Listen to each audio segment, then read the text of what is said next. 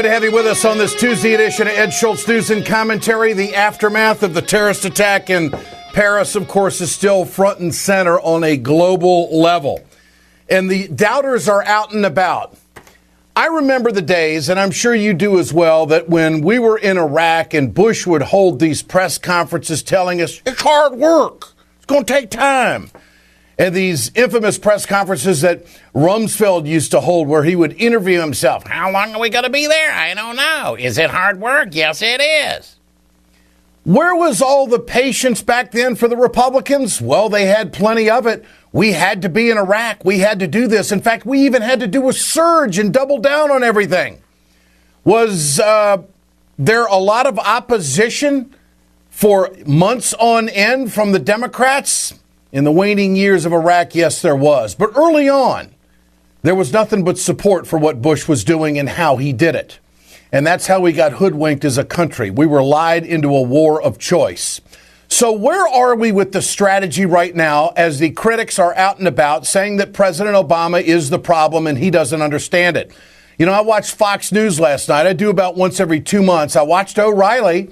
If he's not a right-wing hack, if you think O'Reilly's fair and balanced, you need your head examined. It was one right-wing hack after another. You'd think Obama was the enemy of the country. So there are factions out there that just want to see political failure across every spectrum. Where are all these conservatives on gun violence in America? We have a terrorist attack, which is horrific in Paris. We've had gun violence in America. But, of course, that's not really important because we've got a Second Amendment. They can't have it both ways. We have to realize that there's terrorism all throughout the globe and all throughout our society. Whether we send troops into Syria or send them into Libya or send them into Egypt, it isn't going to matter. Protecting the homeland is what it is all about.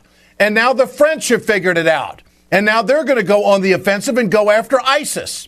So there's a lot of dynamics playing out here. What's the role of NATO? What is the global strategy? How close are we going to get to the Russians? It goes on and on. And it's not going to be some president coming in, waving a magic wand saying, well, we're going to take care of ISIS.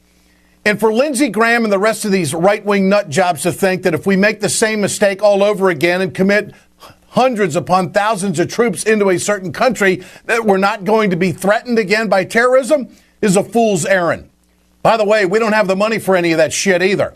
And by the way, the conservatives don't want to pay for it. They just want to gut the middle class a little bit further if we end up going down that road.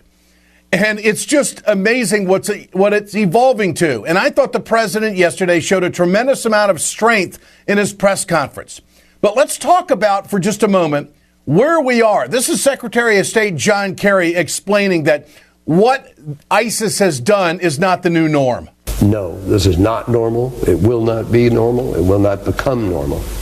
This is an aberration, but it is a reflection of what foreign fighters have been able to do, going to Syria and then coming back and being able to spread their vile ideology to other people or even through the social media. But when the president says that ISIS, Daesh, better name for them, Daesh, is contained, he was talking about, and we are talking about, within Iraq and within Syria. Their territory has been reduced. They are now operating in 25% less territory. So, Mr. Secretary, what if we put boots on the ground in Syria? What does that change? We've always said there's also a threat of these attacks elsewhere in the world until we have gotten further down the road in this process, and that is a risk. Mm-hmm. But more troops on the ground are not suddenly going to, more, the invasion of the country or something, is not going to solve the problem, because you need something underneath it coming in that's going to secure those areas, that's going to show that the local population is invested in kicking out Daesh and helping to keep them out. And that's what we're working on right now. So it's a question of containment. Is this strategy working to the point where we are containing ISIS? Are they becoming more fluid, a target-rich organization? That's the question for the American people, and what do we do about it? And ask yourself the question, are you ready to send your kids to Syria in hopes that other cities won't get hit? I don't think so. That's not where the American people are right now. Now, the discrepancy comes in on the word containment. This is the ranking member of the Senate Intelligence Committee, California Senator Dianne Feinstein. I've never been more concerned. I read the intelligence faithfully. ISIL is not contained. ISIL is expanding. They've just put out a video saying it is their intent to attack this country. And I think we have to be prepared. There's only one way we're going to diminish them, and that is by taking them out, because they are growing. They are in more than a dozen countries now. They are sophisticated.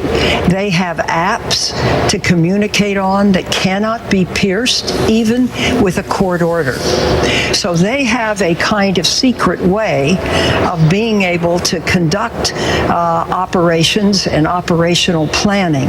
So we should take this very, very seriously. So Senator Feinstein says we need to take them out. Okay, how do we do that?